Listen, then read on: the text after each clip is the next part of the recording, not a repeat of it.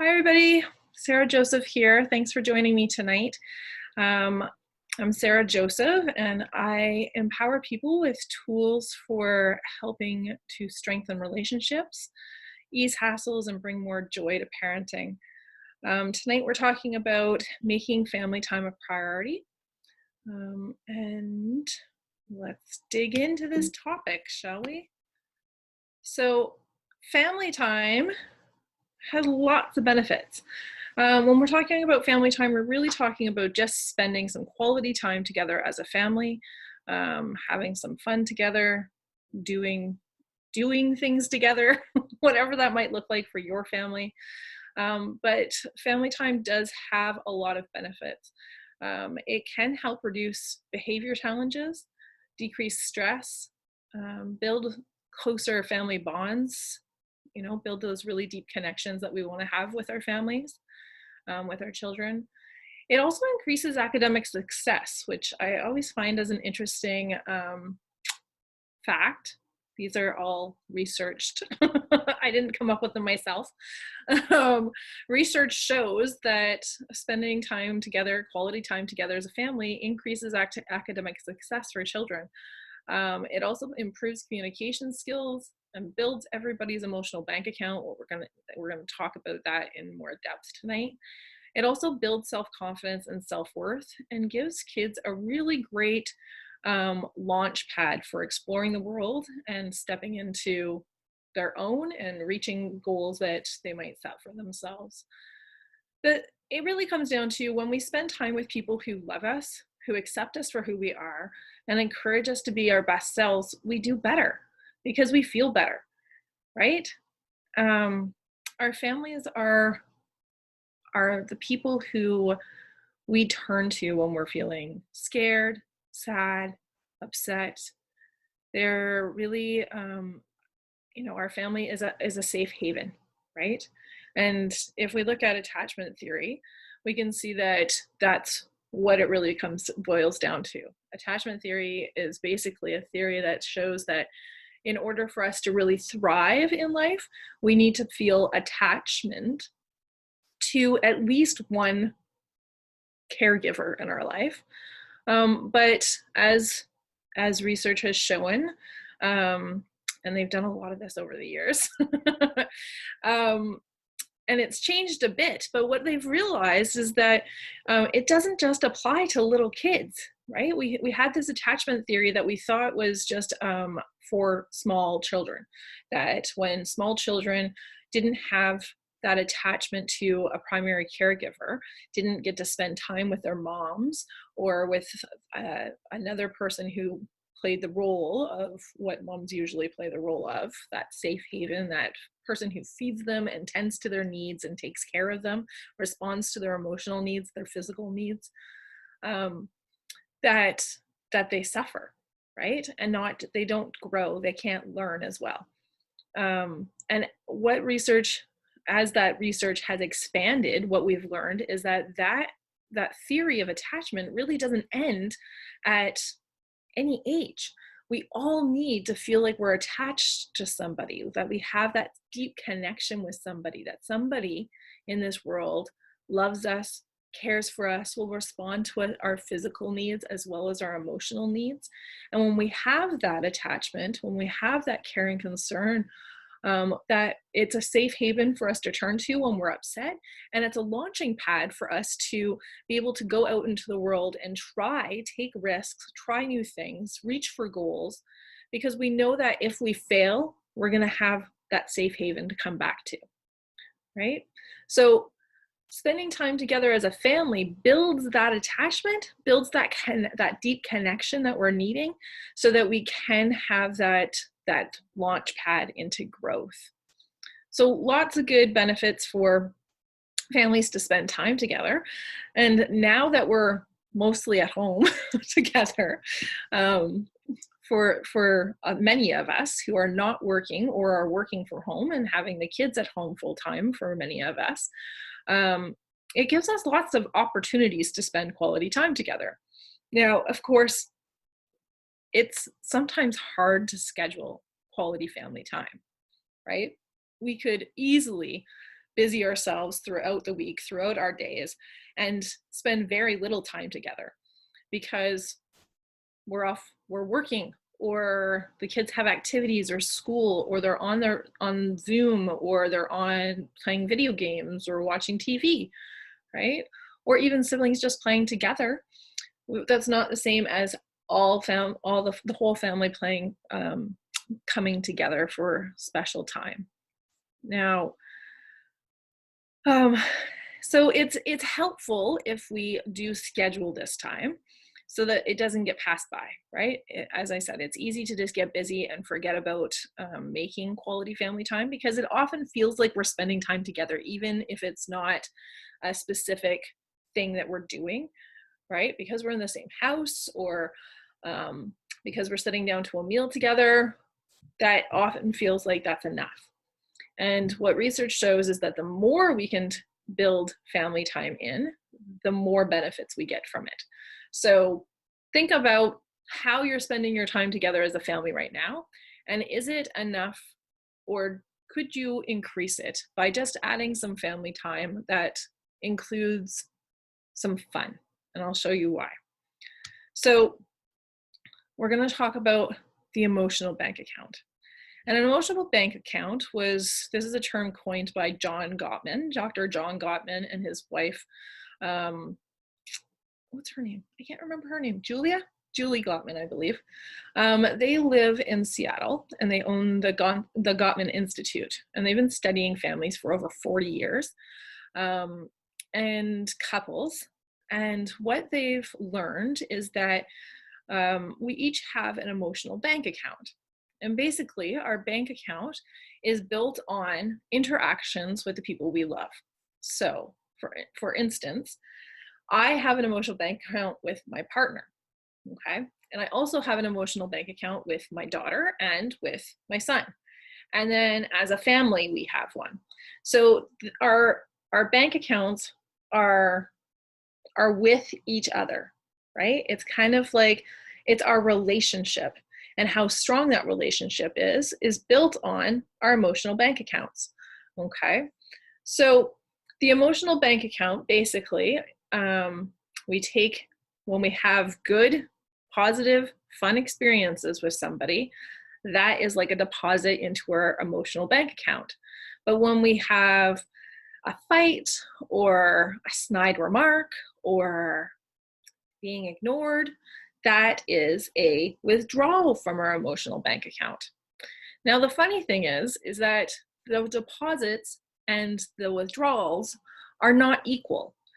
And what Gottman found out is that it takes about 5 times the amount of positive deposits for one negative withdrawal. Okay? So basically, you need to work 5 times as hard to make positive deposits as you do to have a negative withdrawal from your bank account in order to balance out your emotional bank account. And what we want to do with our families and with our relationships with our partner is to build a really fat emotional bank account, so when times are rough, we have that to fall back on. Now, as a family counselor, and couples counselor, what I have found is that when people come to see me, their emotional bank account is basically bankrupt, right? They've gotten to a point where they can't even put positives into their bank account anymore, because the withdrawals are so substantial that they're not making any headway on the positives, if you understand what I'm saying. And I want you to think about your emotional bank account like this. Let's pretend that you had a really fat bank account. You had savings of like $20,000 in your bank account, okay, your real bank account. And then we had a big storm, and the roof of your house got blown off, okay? And it's gonna cost about $17,000, $18,000 to rebuild your roof and fix your house. Now, that's a pretty big blow, but because you have the money in your bank account, you can deal with it, and you still have a little left over. So it sucks, but it's okay. You'll get through it, right? Now, think about it if you were in about $20,000 in the hole already, in your overdraft, okay? And then we had a big storm and your roof got blown off, right? And now you have to pay $17,000, $18,000 to fix your house. What's gonna happen? You're probably gonna freak out, right? And be like, that's the end of it. That's the end. We can't deal with it at all. So I guess we'll just foreclose on our house. Like, we'll just give up the house because we have no money, right? Now, even if it had been a smaller thing, so the storm comes through and it blows over a tree and the tree breaks your window, right? It only costs about $500, but you're already $20,000 in the hole. So at the 500 and you have no access to any more money, it doesn't really matter. You're still like, oh, it feels like the end of the world. Like, we can't do anything about this. We might like lose the house because we can't fix the window. Like, just board it up, right? So you can see that, like, when you're in the hole, little things feel just as bad as big things, right? And it doesn't feel like there's a way out. When you have that bank account, that space, and something big happens or something small happens, you're like, meh, we can deal with it. It doesn't feel as big, right? So that's the advantage of building an emotional bank account. It also helps us feel really close to other people. And when we feel really close and we feel like we have that, that connection, that attachment that we were talking about a little bit earlier, what it does is it really bolsters us as individuals. So it really helps us build our self-confidence. It really helps us take more risks and reach for our goals. And we're more willing to work harder in life because we have this bolstering behind us, right? Kind of like, you know, if you're going out to maybe start a new business, right? You'd be more willing to go out and start a new business because you knew that you had that $20,000 in your bank account at home, right? I have the money. I'm not going to lose. I can't lose everything, right? But if you had no money at all in your bank account, you wouldn't take the risk of starting a new business, right? It would be too scary because what would you lose if that didn't work out, right? Okay, so let's take a closer look at how we build this emotional bank account. So for deposits, it's really about those positive interactions, right? Like keeping promises, having fun together, showing kindness, respect, and appreciation, setting clear expectations, apologizing, right? And apologizing properly, not just some like, I'm sorry, but I'm sorry for, and no like explanations or defenses for your behavior, just taking responsibility for your behavior and apologizing for it. So I'm sorry that I yelled at you. Yes. Forgiving, right? Not holding the grudges, and then seeking to understand. So withdrawals from the bank account, so those negative interactions are things like breaking promises, breaking trust, ignoring or responding negatively to bids of connection. And we're going to talk more about how people bid for connections and how we respond to. Showing unkind, disrespectful, or discourtesy to the other person, creating unclear expectations. So that's like changing your rules or not telling somebody in advance what you expect of them and then giving them trouble for it. We do that a lot with kids. We don't tell them how we expect them to behave. We just tell them what not to do, right? So being clear and setting clear expectations is setting them up to succeed, telling them in advance what you expect them to do. So right now at home, when you're doing schoolwork, it might be, I expect you to sit here for 30 minutes and work on math, right? Focused. And that's my expectation. Where an unclear expectation would be like, we have 2 hours or it would be an unclear expectation is like, get some math done. right? It doesn't really tell you how much math or how long you're supposed to be doing it for. Or the clear expectation would be, we have 30 minutes. I hope that you were able to do 10 questions in 30 minutes. That's the kind of clear expectations I'm talking about. Yeah, and you can go further with that too, with the expectations. If you're thinking about rules, right? So you might say something like, "We're going to go for a drive, and if you and your sister are fighting, I will pull the car over and wait until you're finished fighting, until you're respectful and quiet, so I can focus on driving." Right? So again, clear expectation about what you're expecting. I'm expecting you to be respectful to each other and quiet while I'm driving. Um, and what you will do if your children are not meeting your expectations. So it's not what you're going to make them do, but what you will do to respond to it. Okay. Holding grudges and assuming you understand, right? When you assume that you know what's going on or how your child feels or how your partner feels without seeking to understand, that can be a withdrawal, right? So remember last week we talked about curiosity questions. So using curiosity questions to seek a better understanding is really helpful. Okay, let's look at this emotional bids for connection. So how are you responding to bids for connection? So bids for connections come in many different ways. And it could be just like a child reaching for your hand. It could be your partner's telling you a joke. It could be as easy as, hey, look at that. Or did you hear?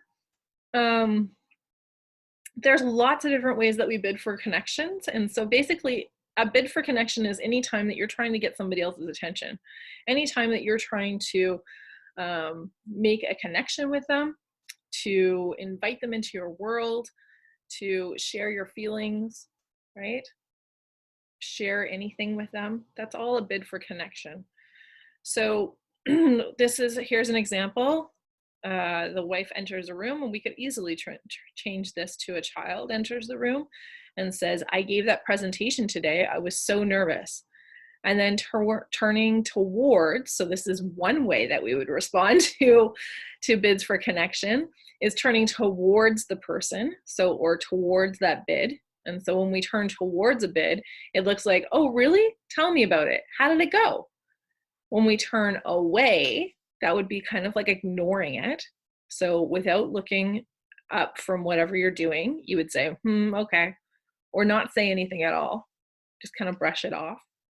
And turning against would be a negative response to it. So that would be, whatever, can't you see I'm working? Right? So again, this can happen in many different ways, and it's not always intentional. So for instance, you could be cooking dinner, and your child comes into the kitchen and says, "Hey, come look at this tower that I've been working on," or wants to show you a piece of artwork. And you could turn towards and be like, "Oh, I'd love to. Just give me a moment. I just have to make sure this doesn't boil over," right? Or you could turn away by just ignoring or being great, right? Turning away could also just be like an autopilot response, right? Looks great. You're not actually looking at the project. You're not actually interested in the artwork. You didn't see the tower. You just gave that standard "good job" or "awesome" kind of response that didn't make eye contact with your child when you did it. You know what I'm saying? Okay. Turning against is a negative, right? So it would be more of a harsher tone, and it would sound something like, "Can't you see I'm cooking right now?" Right? So a bit harsher. Now, if you were to guess which one of these responses would injure the relationship the most, which one would you think it was? Most people think that it's turning against. that the negative response would be the worst thing that could happen. But research shows that turning away, ignoring, is the worst response we can receive. And so, what I think is the reason behind that is that when somebody ignores us or turns away from us, it feels like they don't care at all. When we're able to get a rise out of someone, a negative response, then we feel like they care about us in some way, right? Um, and I see this happen with couples a lot, and with kids a lot. So with couples, we might poke at our partner just to get them upset, just to show, like, just to see, hey, like, I can still get you flared up. You must care. And kids do this as well. If people say all the time, oh, they're just looking for attention. They're just doing that for attention. And we know that kids will get negative attention or positive attention. They don't really care. They're just looking for some sort of attention, right? And that's what this means. So it really, really injures a child, injures a relationship, takes a lot of deposits out of our emotional bank accounts when we are ignored, when the response for our bid for connection is to turn away. Okay. So now this one is difficult right now, I think, because a lot of us are trying to work from home. And so although we're trying to work from home and deal with the kids, what's happening likely is that we're absorbed in our work and kids are coming to us and saying things. And instead of turning towards them, we're turning away from them. So remember that when when we're taking deposits, when we're taking withdrawals out of that emotional bank account with our relationship with our child, that we have to put it in 5 times more, right? And now, again, this is often, the turning away is done so unintentionally. We don't ever want to hurt our children.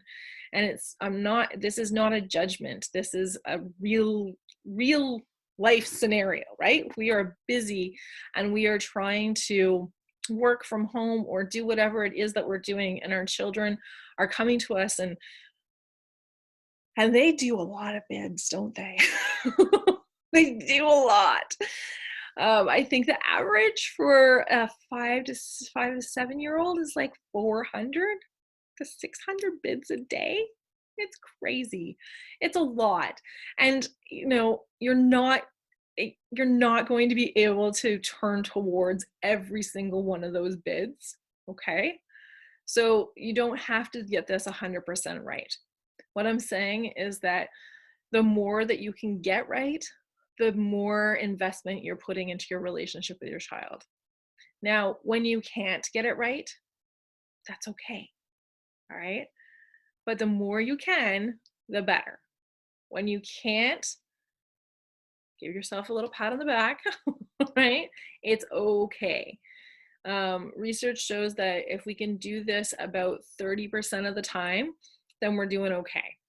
Now, if we can do it more than that, that's even better. All right. When we're getting into the lower percentages, then we start to really damage our relationships. And so because we're looking to always improve our relationships, we're going to be a little bit more conscious about what's happening right now, right? And I did this, when I learned about this, it was, it was like 10 or 11 years ago. And I had gone to a conference down in Seattle with the Gottmans. I was learning from them, a training that I took with them. And when I learned about this, it made such an impact on me that I came home from that conference.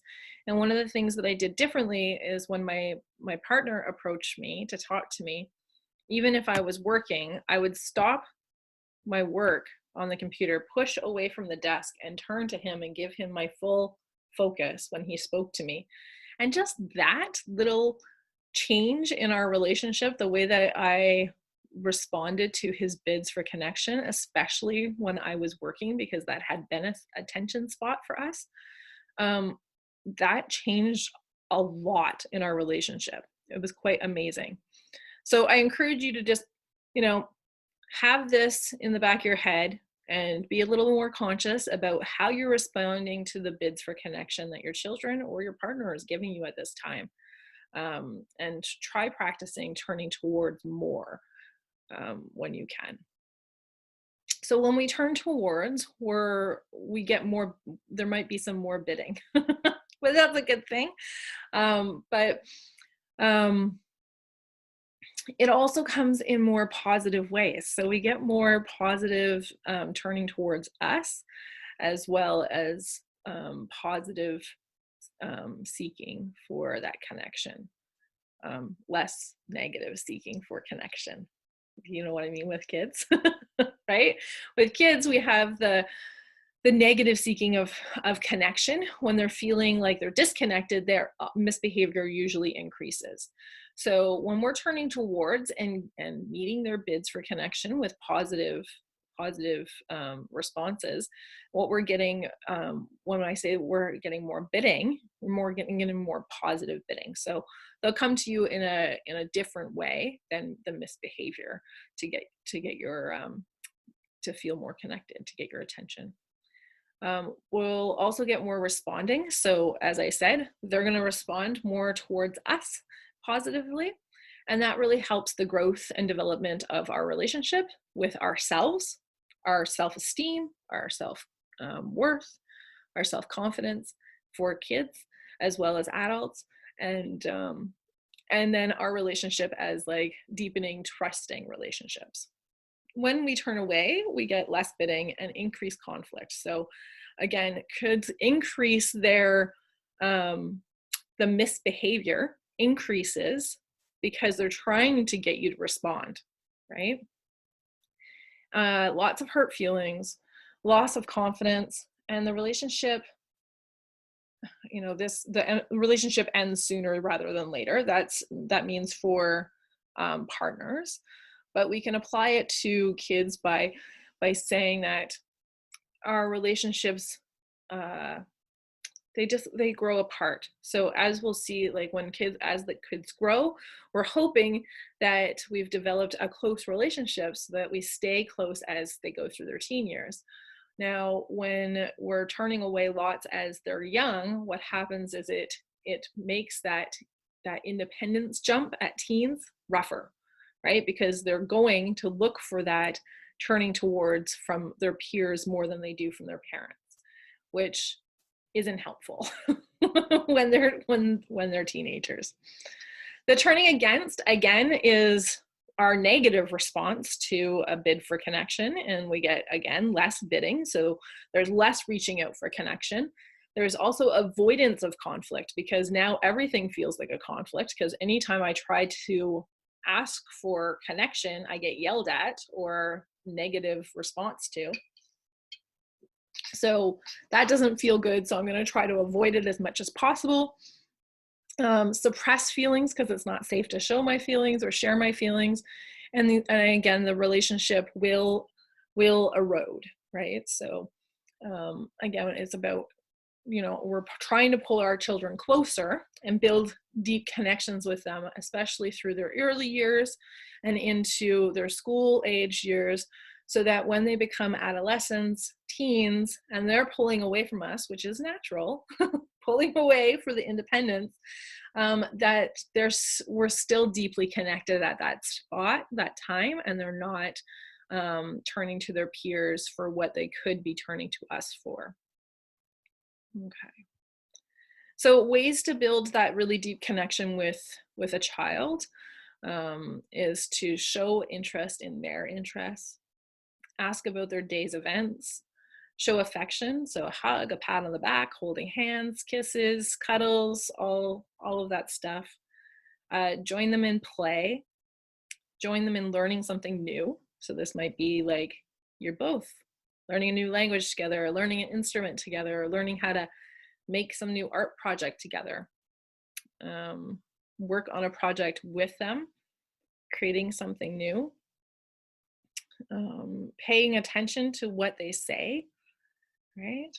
One of the best ways I know to do that is really to mirror back what's being said.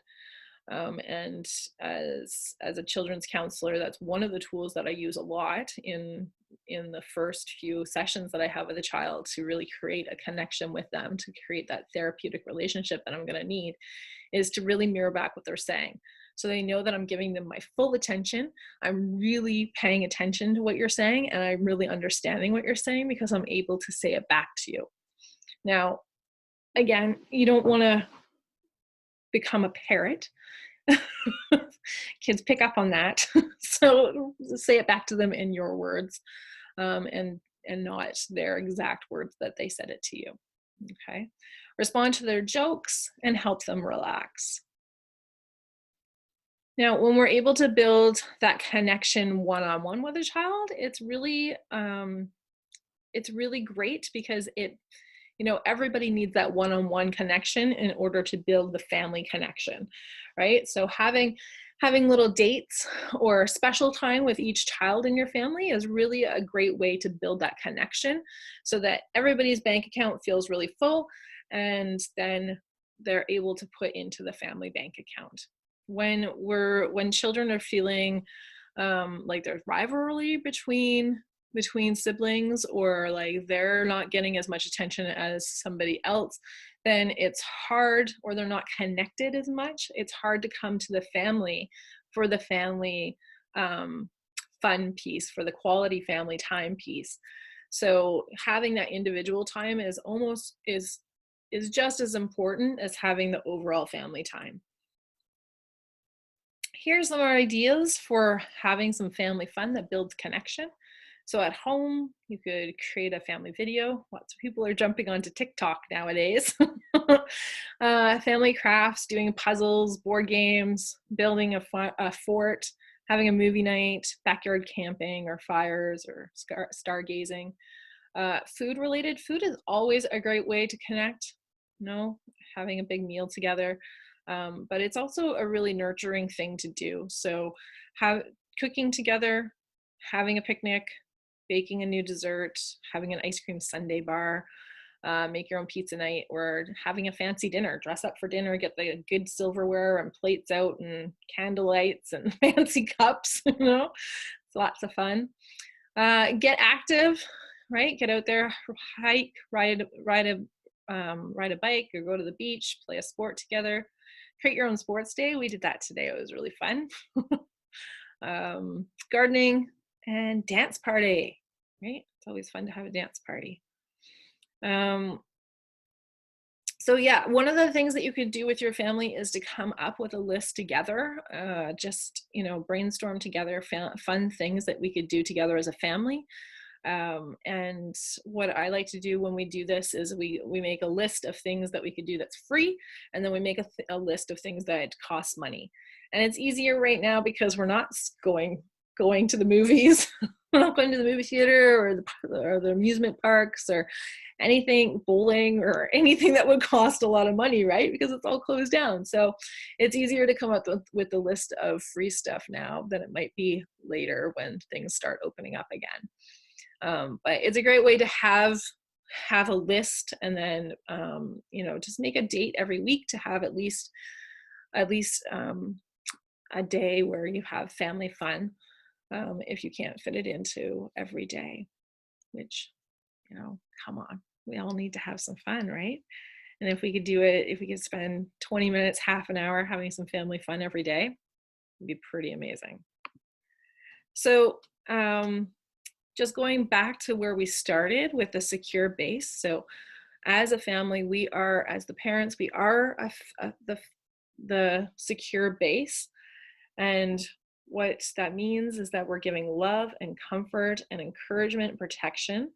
And because we're doing that, we're also becoming a great launch pad for our kids to feel trusted, to be able to go out while they're in elementary school and feel safe, right?